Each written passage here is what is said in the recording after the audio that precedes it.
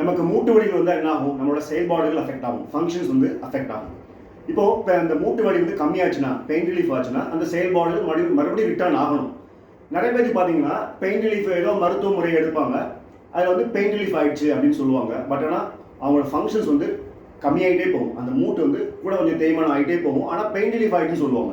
So அதனால தான் எப்பவுமே சொல்லுவேன், எந்த ட்ரீட்மெண்ட் இந்த மாதிரி பெயின் ரிலீஃப் ட்ரீட்மெண்ட்லாம் எடுக்கிறப்போ நம்ம வந்து இந்த மாதிரி இன்ஸ்ட்ருமெண்ட் வச்சு நம்ம ஃபங்க்ஷன்ஸை மெஷர் பண்ணணும்.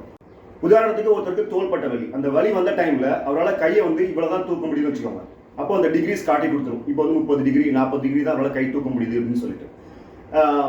அப்புறம் ஏதோ ட்ரீட்மெண்ட் மெத்தட் எடுக்கிறாரு, அதுக்கப்புறம் பெயின் ரிலீஃப் ஆயிடுச்சுன்னு சொல்றாரு, ஆனால் கை இவ்வளோ தான் போகுது அப்படின்னா அந்த ட்ரீட்மெண்ட் எஃபெக்டிவாக இல்லைன்னு தான் அர்த்தம். அப்போது என்ன ஆகணும்னா பெயின் ரிலீஃப் ஆகிறப்போ இந்த ரேஞ்சும் இம்ப்ரூவ் ஆகணும். இப்போ அவரால் கையை வந்து இங்கே இருந்து இவ்வளோ தான் தூக்க முடியுது, இப்போ இவ்வளோ தூக்க முடியுது அப்படின்னா அது வந்து எஃபெக்டிவான ட்ரீட்மெண்ட் அர்த்தம்.